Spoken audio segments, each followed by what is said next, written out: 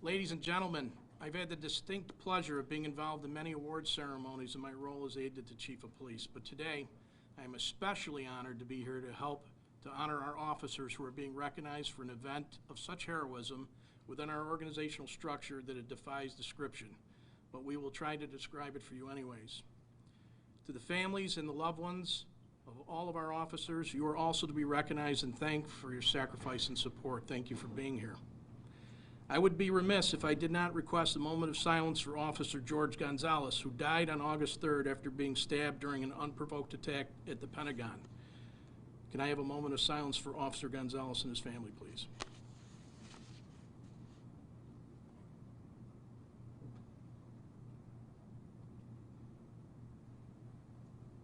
Thank you. I would like to recognize our command staff and our members of the Rochester Police Locust Club who keep our officers safe every day. Without further ado, I would now like to introduce Chief Cynthia Harriet Sullivan for some brief remarks. Chief Sullivan. Thank you, Investigator Camp.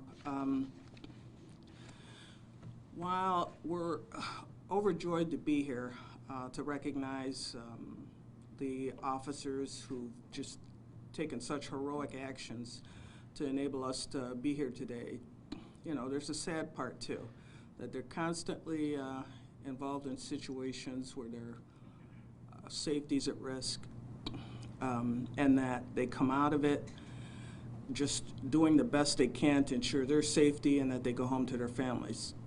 I also want to add to that moment of silence for the officers in D.C. that committed suicide based on some of the pressure that they were under, because certainly they suffered too, and so we want to acknowledge that. I also want to acknowledge all of you here, the families, because we know that when we serve, that you serve with us, that the pressure is on you as well. A lot of times we're not home when you'd like us to be. Many times we're expected home and we can't, and it's a couple of days. And just know that, at least for me, and from some of the folks I've spoken with, that we recognize that. And we just can't put into words the thank yous that you deserve based on all that you do to support us.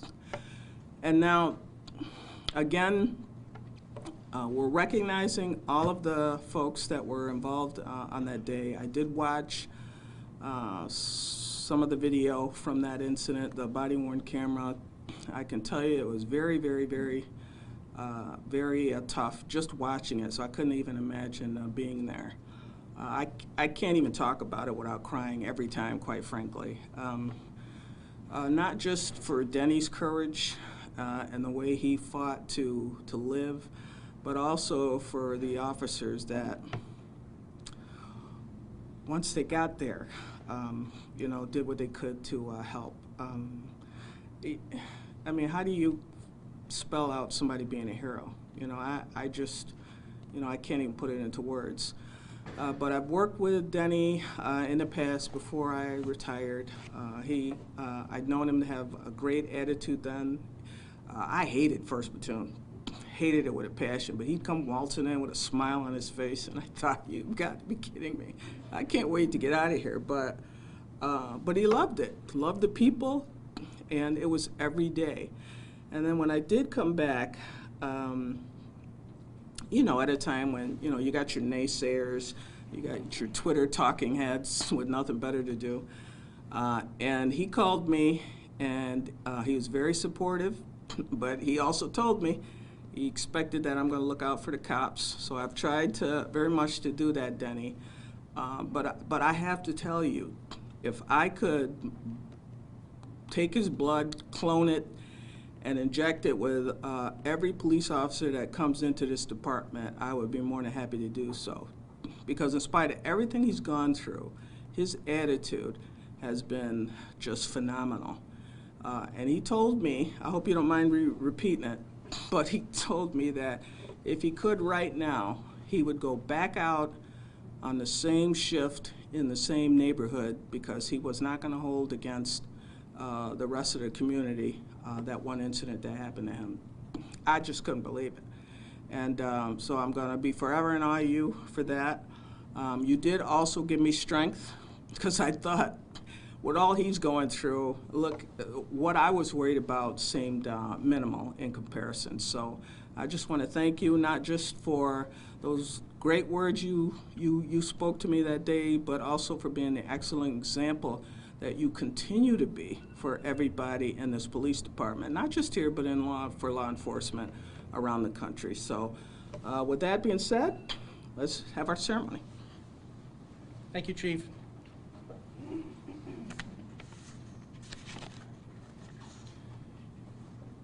When we contacted Denny to set up this event for today, his main concern was that the officers that were with him would be recognized because, in his words, that was the bigger story. May I have the following officers at the podium: Timothy Corrado, Curtis Cunningham, Joshua Kelly, Kelly Lusk, Kelly Mackin. Boy, that's a lot of Kellys. Brian Monfort, Brian Munson, Brian Phillips. We got Brian's too. Bing Reeves, Jr., and Theodore Wilson.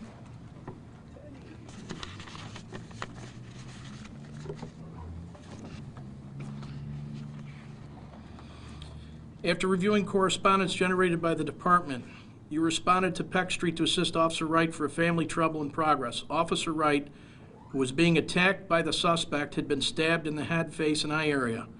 While being attacked, Officer Wright fired one round from his department-issued handgun at the suspect. At that point, due to his injuries, Officer Wright was having difficulty with his sight, but he continued to give commands to the suspect to stop. He also physically engaged the suspect in an attempt to apprehend him. However, the suspect continued his attacks. Officer Wright continued to try to apprehend the suspect while doing his best to ensure the safety of all those present. While the suspect was still fighting and refusing to follow commands, you, the assisting officers, took over and were able to restrain and use adequate force to take him into custody. You assisted in taking Officer Wright out of the location. Having observed your coworker with such severe injuries was undoubtedly an extremely difficult situation for you. Officer Wright was transported to RGH. As a result of this attack, he suffered life-threatening injuries and life-altering injuries. You should all be commended for the actions that you took to save your fellow officer and for what you did on that day. And for that, the chief is going to award you all the Excellent Police Service Award.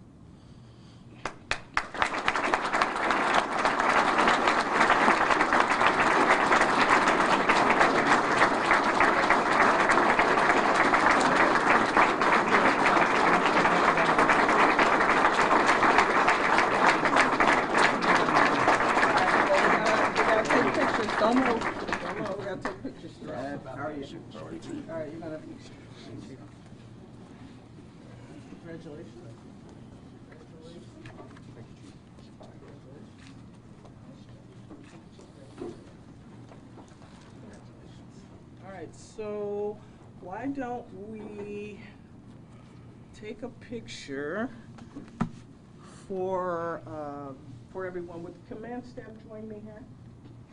And we can take a picture, and then when we get done with that, if you all don't mind starting on that end, we'll come back here, and then we just want to shake all of your hands.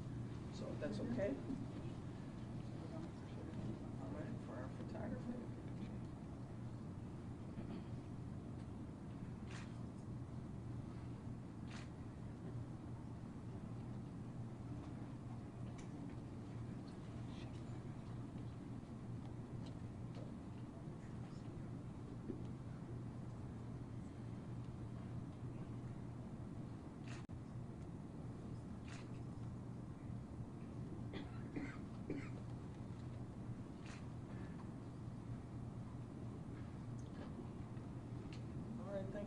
So we'll come around here, and then if you don't mind, give us a chance to get situated, and then we just want to shake everybody's hand.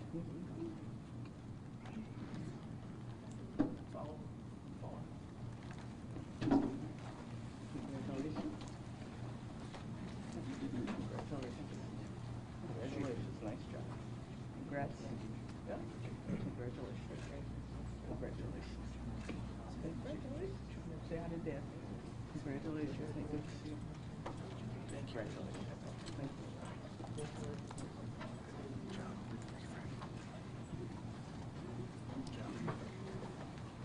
Well done.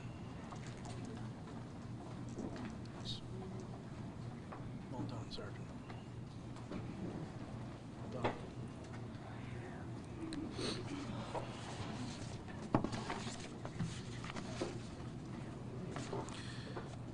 The Chief would also like to take a moment to recognize civilians Matt Oakes, Ramik Hill, and Lydell Witherspoon. Are you present today? Please stand.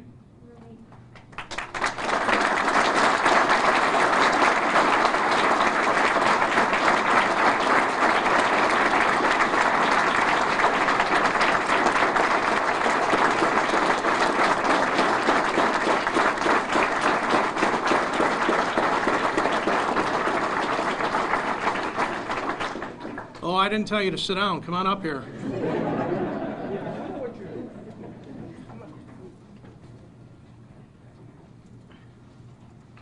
I think we got Mr. Hill and Mr. Witherspoon today. Yeah. Oh, very good. The Chief would like to read this for you and present these certificates to you. All right. For both of you, in recognition of your outstanding and courageous action during a life-threatening incident involving a Rochester police officer, I'm grateful for your willingness to get involved despite the risk to your personal safety. You are to be commended for your actions, and on behalf of the men and women of the Rochester Police Department, we thank you.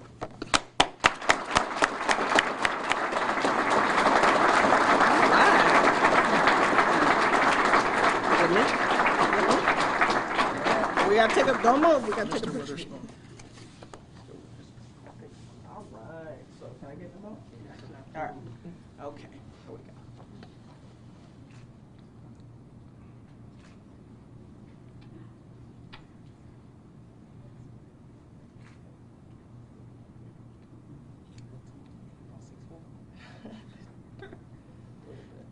All right. So what I'm gonna have you do is, if you don't mind coming to the line, let us all shake your hand. I appreciate it. All right. Again, congratulations. Congratulations, and thank you.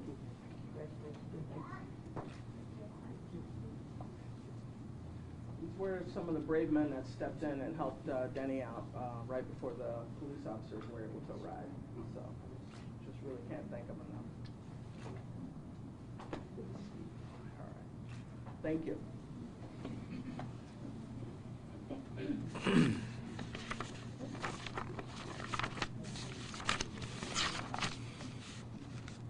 Okay.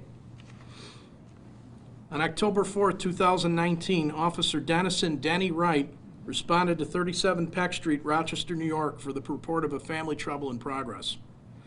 Officer Wright learned from a family member that the suspect, Keith Williams, at the location was acting crazy and had secreted himself under a bed.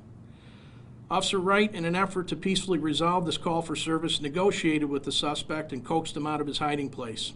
It was during further conversation that the suspect became more agitated and attempted to leave the scene via the front door.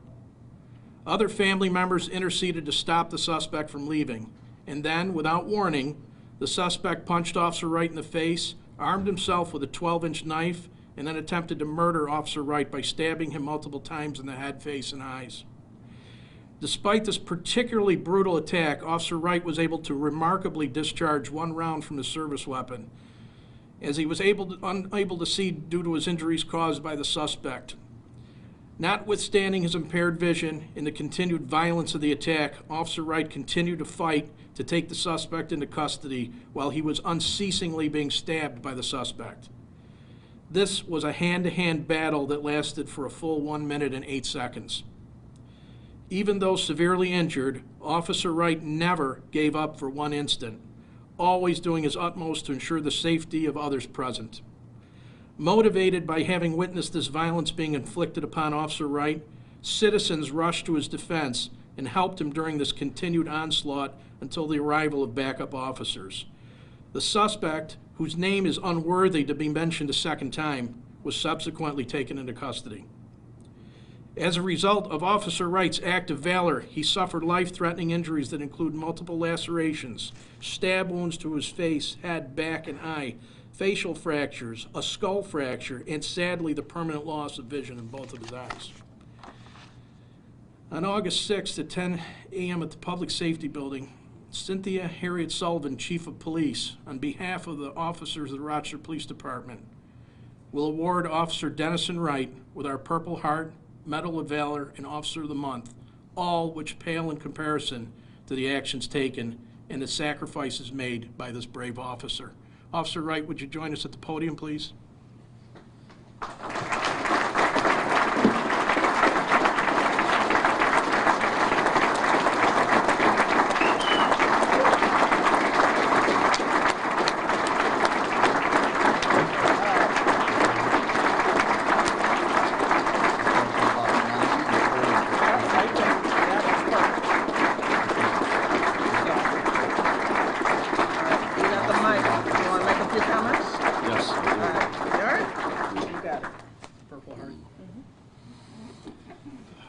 Good morning.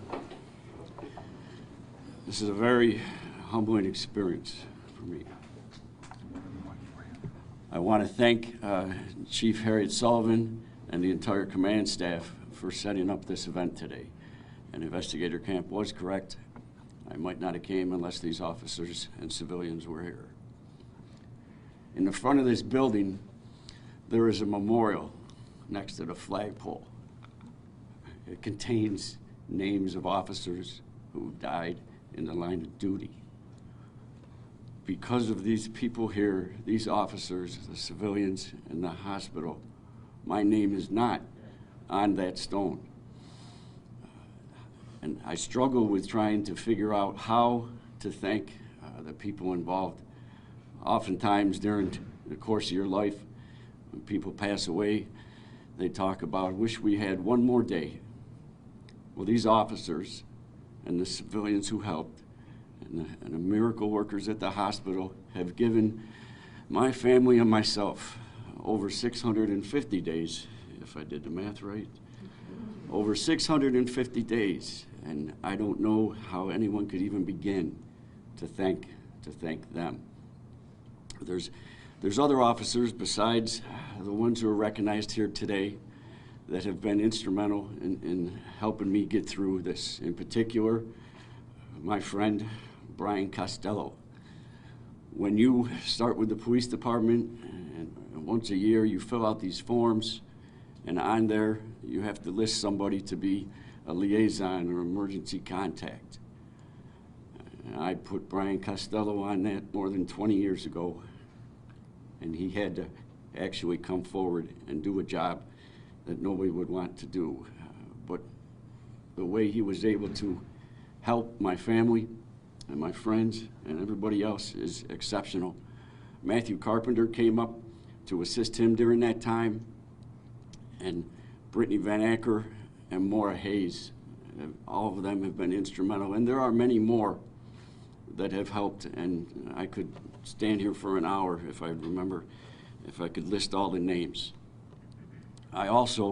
I would be remiss if I did not mention that the prior command staff that was in charge when this happened to me, under the leadership of Chief LaRon Singletary, did exponentially great work in the aftermath of my incident and took care of my family and took care of everybody who needed, including all these officers and civilians who were on scene that day. As much as you look at the physical parts of what happened to me, there's also inside. There's also what they had to see. I've been on scene twice in my career for multiple police officers who've been shot. I've also been on scene for many, many stabbings. Stabbings are particularly vicious. And to come into a room where your friend has been stabbed and is clinging on to his life, that's a horrific thing to have seen. And what they did that day is something amazing, amazing to me. I had a list of things I'm supposed to do. Take your time. Let me try to remember where I was at. So my family, they've carried a weight because of what happened to me. I met my wife 28 years ago this month, and in September we'll celebrate our 26th wedding anniversary. My son Stephen, his wife Ashley, and daughter Gia, my daughter Sarah, and my son Seth. I always figured that I'd be the one always trying to take care of them for the rest of my life, and I will. Yes, you will. But the weight that's been in particular on my wife is hard. Hard to sit in the house and hear that weight on her as she tries to figure out what has to be done and how. I'd also like to acknowledge the Monroe County Sheriff's Department, and I know Under Sheriff Corey Brown is here today, and Sheriff Todd Baxter. They are friends of mine and have been for my whole career, and they did have a detail at my house in the aftermath of this in case any of my family needed something or had questions. So I thank you for all the assistance. There's been lots of other people, organizations, community members, strangers, the love and support that I received after this happened to me is unbelievable. I grew up in Charlotte, in the city, and I've been here for, in October, will be 25 full years. Like Frank said, Investigator Camp, if I could get in my car and go take a job right now, I would. I would walk back into the house where this happened to me and see if I could get a better result. This is the best job in the world, and the people who do this job are exceptional human beings. The community here is also exceptional, which is why we can go out there every day and do our best to protect and to serve. So thank you all for being here today. Thank you again. We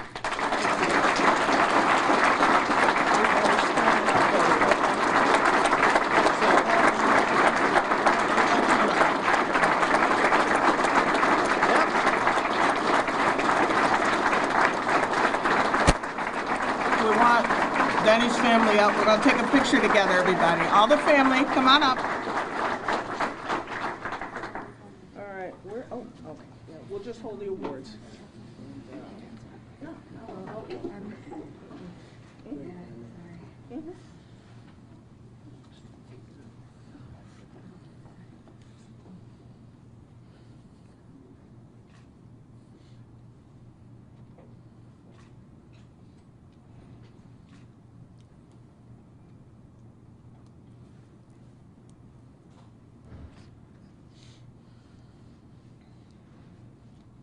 All right, then I need one alone with Denny. Sorry, yeah.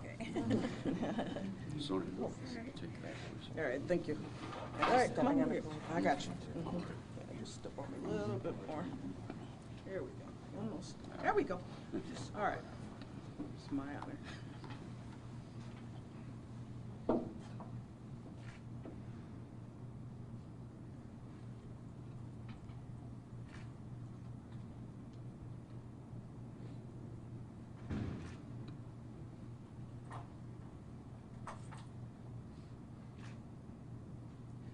All right, then I'm going to invite the command staff, if you don't mind coming up and shaking his hand. Yeah, just stay right there. Yeah. Deputy Chief Dwyer. Thank you. All right. Thank you.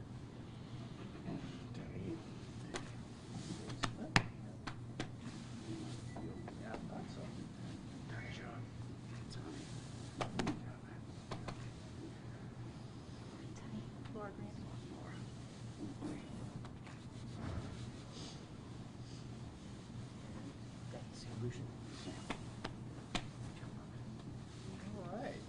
All right. So, if you don't mind staying up here with I'm me, fine. I just really want to thank everyone for coming. This meant a lot to us and to Denny and his family.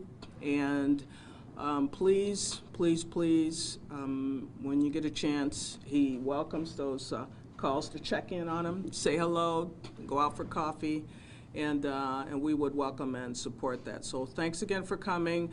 And then for other family and our officers, the room's open. If you want to take pictures together as a family, then just come on up, all right, and take your time. Thanks again for coming. And